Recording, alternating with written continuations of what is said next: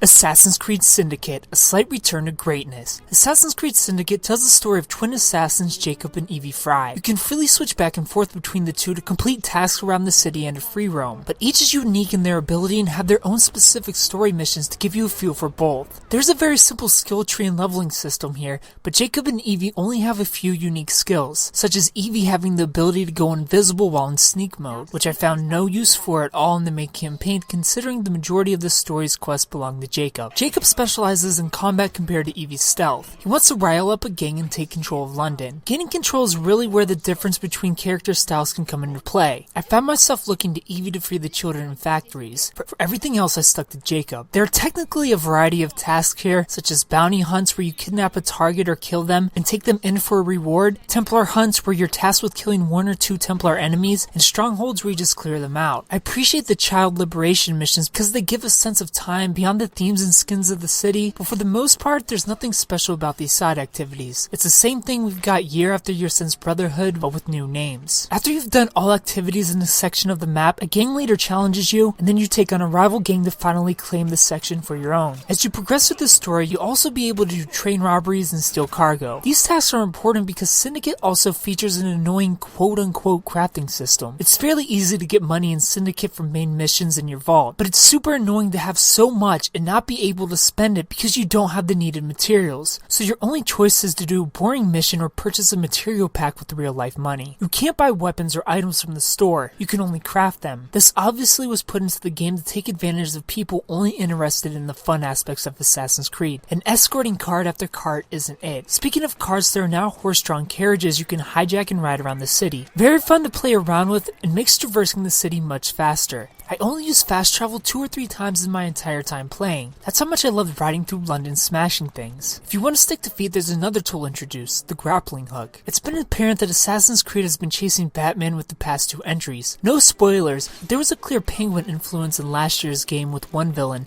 and there's a clear Joker influence in this year's game with another. And here we are with the ability to grapple our way out of a sticky situation, or zipline from building to building and create our own air assassination opportunities. However, the grappling hook doesn't work quite as good as one would hope. Maybe I'm spoiled by Batman, but I'm not a fan of searching for a prompt before I can use my hook. I want to be able to just press a button and go. Sometimes this does work that way, but a lot of the time you're awkwardly waiting for you to zip out of there and nothing happens. Sometimes you'll look up at an edge and a prompt just won't show up. I was skeptical of this tool at first, but came to love and appreciate it. It does need some work though. Speaking of needing work, the campaign. The story in Syndicate is decent, but the delivery of the story not so much. Every Assassin's Creed game has a special moment, a special introduction to a character and their development as an assassin. Assassin's Creed Syndicate dives right in. It treats Jacob and Evie like we've got in other games with them, as if they're developed and well-known characters, but they aren't. We know nothing other than they are twins. You get a sense of their sibling rivalry throughout the game, but a prologue into the characters would have made me care for these characters. Any sort of character development at all, to be honest, would be greatly appreciated. New characters can't just be automatically established. It would be like starting the Ezio trilogy with Brotherhood. It's like meeting a friend of your friend at a party and told to hang out with them for 20 hours. They cry about their problems without giving you a reason to care. I didn't, at all. Not for a second did I care about these characters or about London. I felt no urgency to do anything. This is the first time I've ever played an Assassin's Creed game and not care of its outcome. However, it was nice to see Assassin's Creed slightly inch its way back to what made it great and such a guilty pleasure to begin with. The team at Ubisoft seemed to actually be listening to fans. Modern day is more prevalent this time, and they even brought Desmond back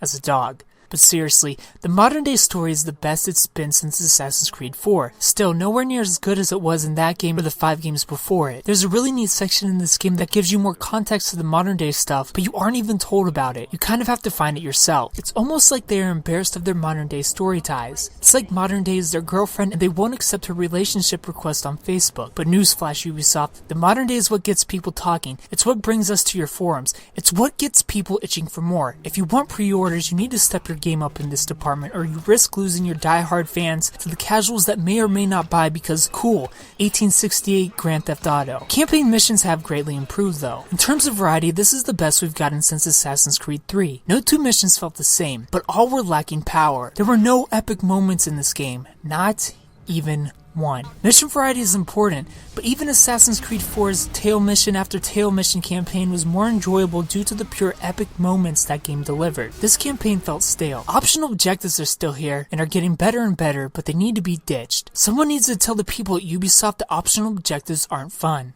Oh wait.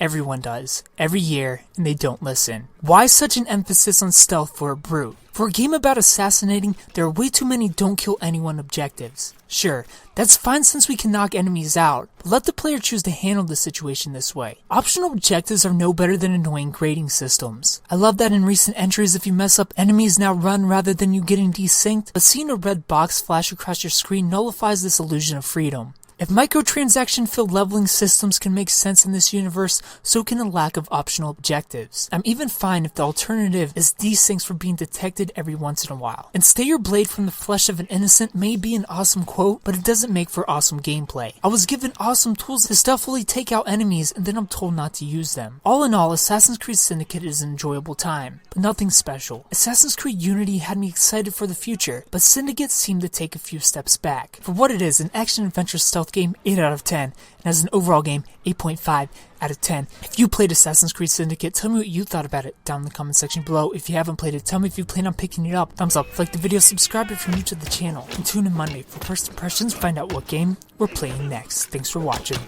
Make it quick and painless. Take him down.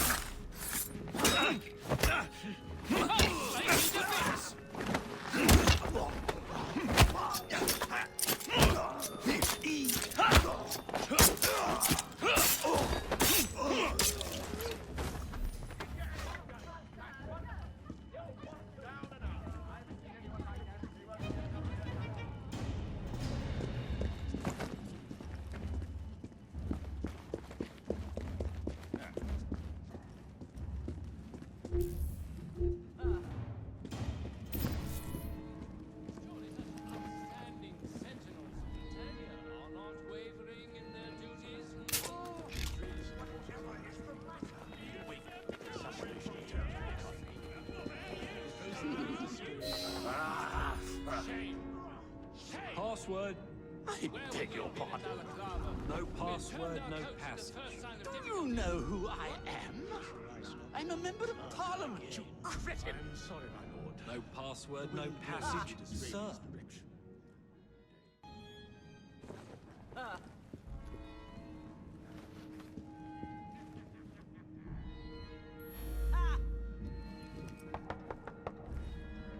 Password.